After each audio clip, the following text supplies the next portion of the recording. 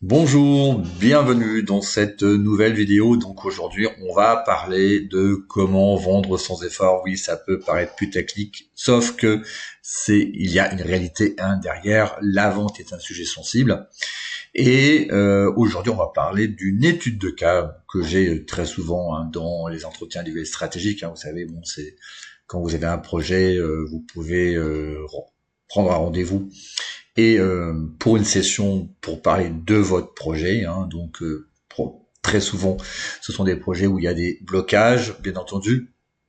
Et là, j'avais une personne qui avait un très beau réseau, qui avait fait une formation de vente justement pour vendre. Elle s'est dit voilà, j'ai un produit, j'ai des parents, la vente c'est pas mon truc, je vais me former. C'est sous le sens. Et donc, elle a fait cette formation de vente quand même 5 000 €. C'est quand même cher. Mais bon, c'est les tarifs. Sauf que, eh bien, elle n'arrivait pas à vendre. Donc, elle faisait des programmes à 500 €. Donc, elle a écouté mes conseils en disant, ben voilà, au lieu de vendre à l'heure, faites des programmes. Et donc, elle a commencé à faire des programmes d'accompagnement de 500 €. Donc, elle ne vendait plus à l'heure. Ça, c'est un bon point. Et elle s'est aperçue qu'elle n'arrivait pas à vendre malgré les techniques de vente, malgré sa formation de vente. Eh bien, c'était extrêmement poussif et donc elle est venue à un point où elle s'est demandé, finalement, il n'y a pas de marché sur les parents du coaching scolaire.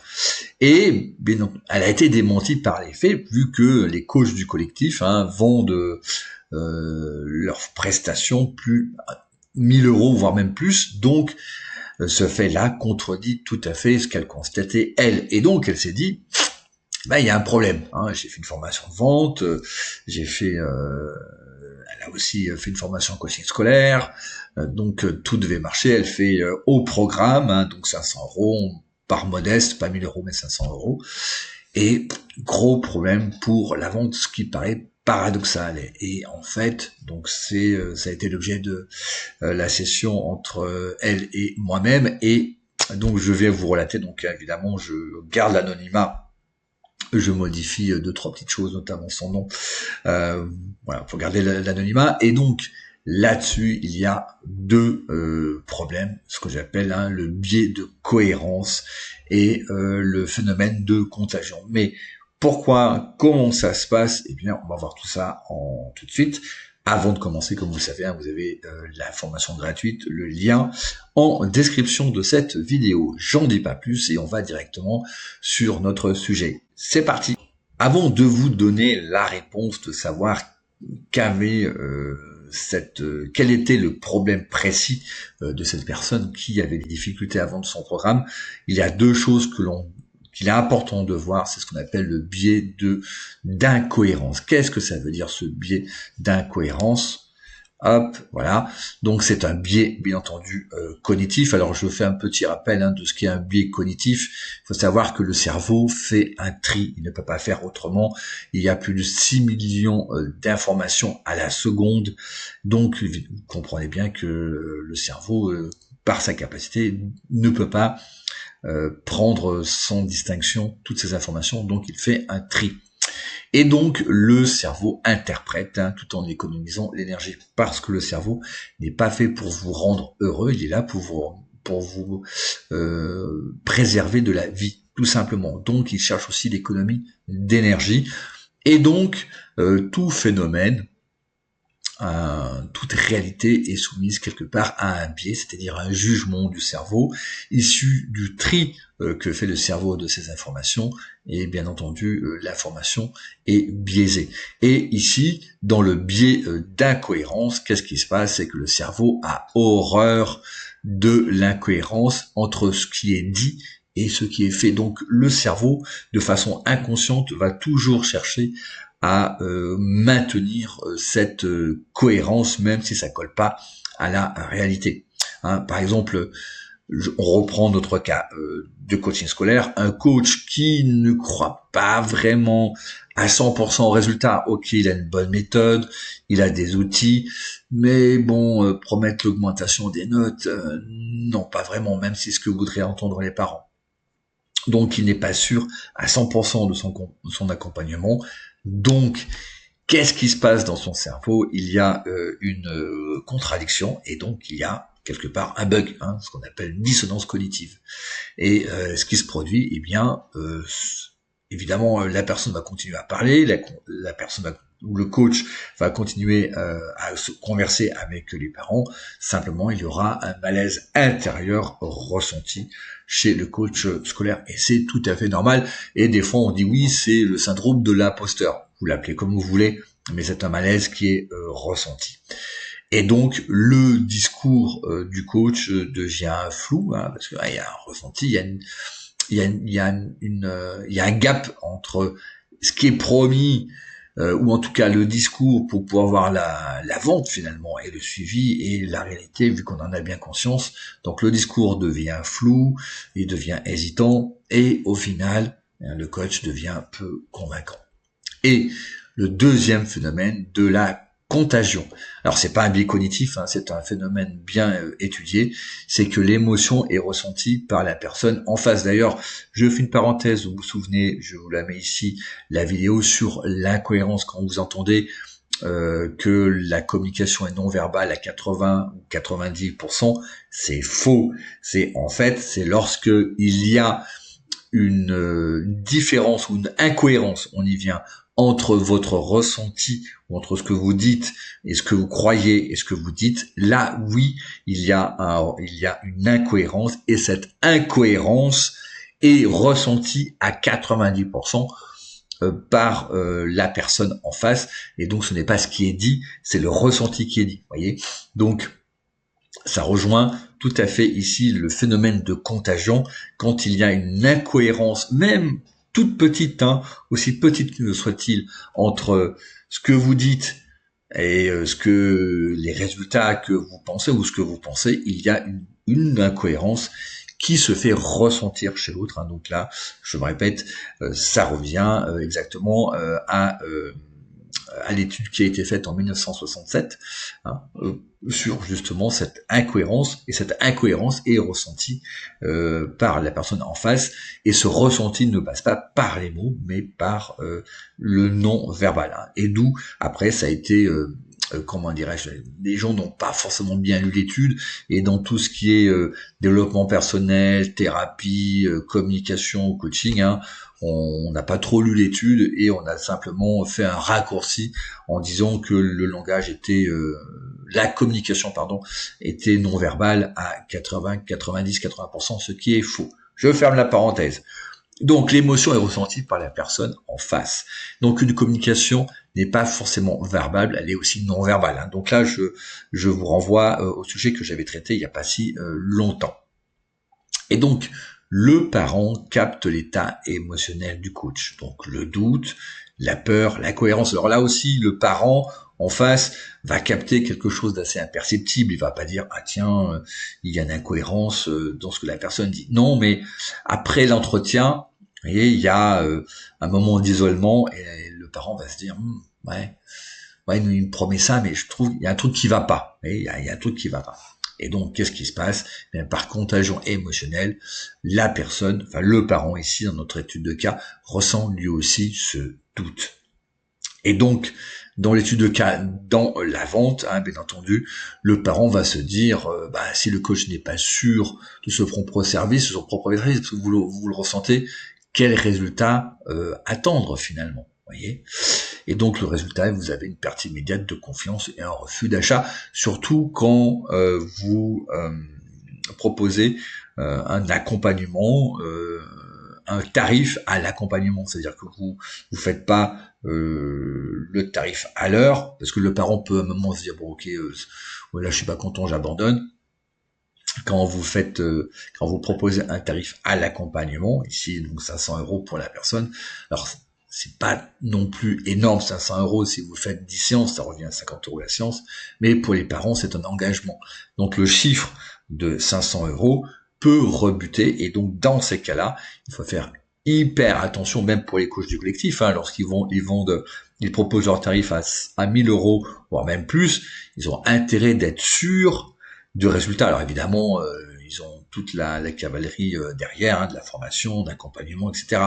Donc ce qui permet justement d'avoir une certaine confiance et donc ils peuvent proposer directement 1000 euros. Mais voilà, quand vous proposez un tarif global sur l'accompagnement, c'est très important d'avoir cette confiance-là. Et s'il y a un petit couac, eh bien, il y a un refus d'achat chez les parents. Alors, on me dirait quel est le lien entre biais d'incohérence et phénomène de contagion. Il est très simple, c'est que le biais d'incohérence explique l'origine du malaise, c'est-à-dire une incohérence interne entre ce que vous croyez et ce que vous dites, ce que vous proposez. Et la contagion émotionnelle explique pourquoi ce malaise, suite à l'incohérence, ruine votre vente, il est transmis. Comment tout ça s'est transmis par le prospect, ici, par le parent. Alors, ce qui est important pour vous, quand vous avez un parent, quand vous faites de votre vente, d'accord, c'est d'abord c'est travailler sur vos capacités à avoir des résultats concrets pour gommer cette incohérence. Le problème, c'est pas l'incohérence. L'incohérence que vous ressentez en vous-même, c'est qu'un message. C'est tout. C'est la jauge d'essence qui indique qu'il n'y a plus d'essence. Le problème, c'est pas la jauge d'essence. Le problème, c'est qu'il faut mettre de l'essence. Vous voyez, mais beaucoup se disent mais la jauge d'essence, elle est basse, ça clignote de partout. Bon, le problème, c'est la jauge d'essence. Et comment faire pour réparer cette jauge d'essence, ou comment faire pour l'arracher, pour plus que je voie ça. Vous voyez. Donc attention à ça. Donc l'origine du problème, c'est simplement, c'est que vous n'avez pas les outils, vous n'avez pas le savoir-faire pour atteindre les résultats voulus. Donc, vous devez travailler sur votre capacité à avoir des résultats concrets. Donc, là aussi encore, je vois énormément dans les entretiens d'évaluation stratégique, ce n'est pas changer l'offre. Là, des fois, vous me dites ah oui, mais alors j'ai changé mon offre. Là, j'ai disais que je faisais des cartes mentales, alors je l'ai enlevé parce que les parents comprennent. Non, c'est pas ça. C'est vraiment avoir ce savoir-faire. Donc, ce n'est pas changer la dénomination ou faire du marketing sur une offre parce que vous aurez toujours cette incohérence en vous que vous ressentez. Ce n'est pas non plus ajouter des méthodes de plus et de l'afficher. Alors là, dans mon suivi, il y a les cartes mentales, les cartes mémoire, il y a la PNL, il y a vous en mettez, voilà. On s'en fout. Alors évidemment, quand vous mettez des choses comme ça, c'est dans le but de dire à la personne en face, à savoir les parents, voilà, j'ai plein d'outils, et donc avec tous ces outils, je vais pouvoir atteindre peut-être les résultats. Mais ça ne résout pas l'affichage de vos outils, le fait de mettre vos outils en avant, ça ne résout pas le problème de cette incohérence chez vous qui, par le phénomène de contagion, va se faire ressentir chez les parents. Donc attention à ça. Donc la question, c'est d'acquérir le savoir-faire qui vous permet d'être sûr à 100% d'avoir les résultats demandés par les parents.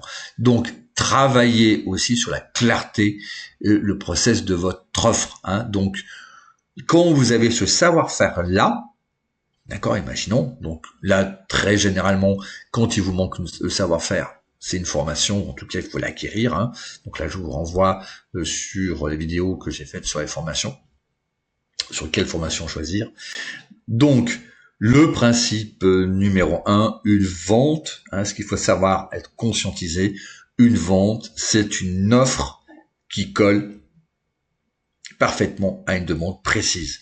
Voilà, c'est ça en fait une vente. C'est pas tordre le bras du prospect ou faire de la manipulation pour qu'il achète le produit. Bien sûr que non, parce que là, voilà, si vous êtes un manipulateur, vous êtes un manipulateur. Mais là, si vous regardez cette vidéo, vous n'êtes pas. Donc vous aurez toujours ce biais d'incohérence, d'accord. Donc l'essentiel, c'est avoir cette certitude, gommer ce biais d'incohérence, et ensuite, vous faites votre offre, vous clarifiez votre offre par rapport à une demande, c'est tout.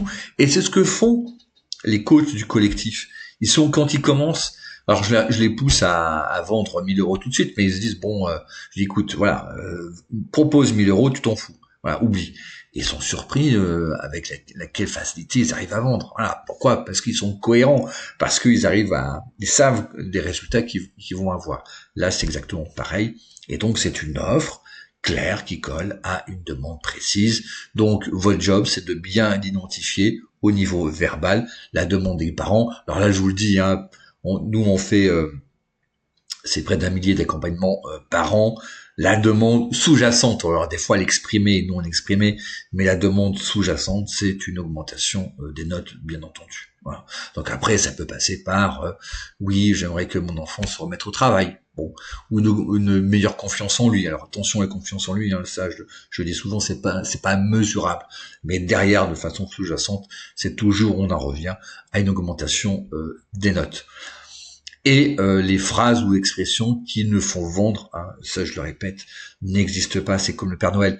Là, les coachs du collectif ont un script, bien entendu, entre guillemets, de vente, mais ça simplement c'est un script qui leur tramait, un discours qui est tramé, qui leur permet de clarifier le discours pour éviter de faire les bourdes, par exemple, d'accord? Donc, vous devez toujours vous poser la question, en quoi votre accompagnement permettra d'augmenter les notes, hein, de façon sous-jacente. Alors évidemment, les notes ne dépendent pas que de vous, hein, ils dépendent aussi des lacunes des matières du jeune et puis aussi du contexte environnemental chez les parents. Mais voilà, mon accompagnement va faire A, B, C, et si votre enfant a A, B, C, il pourra donc se remettre au travail, et s'il se remet au travail, donc les notes vont augmenter. Hein. Nous, c'est pareil,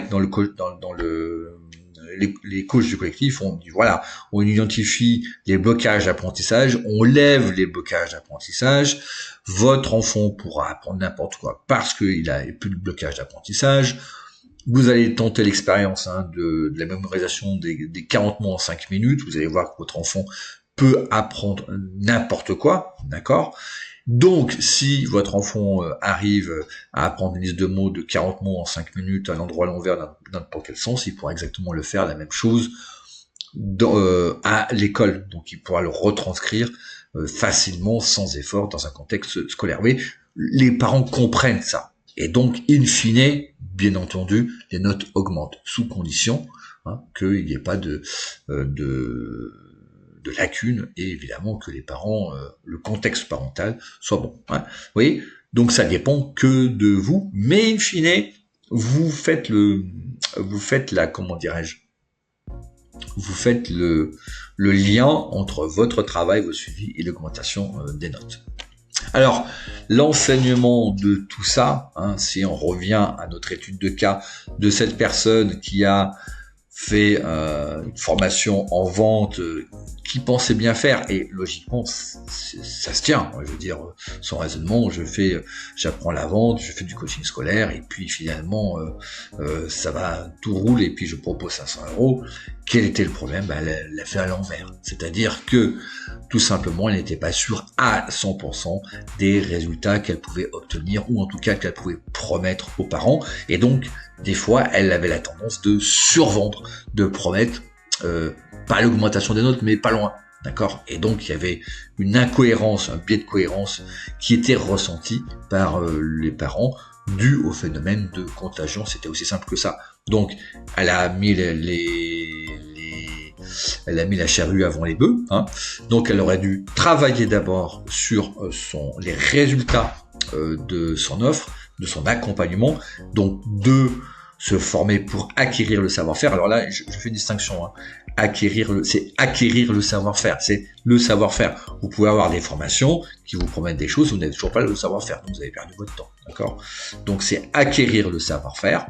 Par qui ? Comment ? D'accord ? Et une fois qu'elle est sûre d'avoir le savoir-faire, elle a plus cette incohérence, ce biais d'incohérence en elle, donc il n'y a plus ce phénomène de contagion émotionnelle, parce que la contagion émotionnelle aussi joue dans le sens positif, donc vous pouvez avoir une contagion émotionnelle négative dans le sens où la personne ne sait pas trop comment, elle n'a pas beaucoup de résultats, je sens pas le truc, comme la personne est tellement sûre d'elle, elle croit tellement à son truc qu'effectivement, là, oui, mon gamin, il va exploser. Voilà. Et ça, hein, ça vient quand vous avez le savoir-faire, et puis alors quand vous avez l'expérience, voilà, ça vient tout seul. Et en plus, ensuite, elle peut appliquer ce qu'elle a appris dans sa formation de vente seulement à la fin. Voilà, c'est tout pour cette vidéo. Merci de m'avoir écouté jusqu'au bout. Un like si vous avez aimé. Je vous rappelle, vous avez la formation gratuite. Vous avez le lien en description de cette vidéo. Et je vous dis à très bientôt.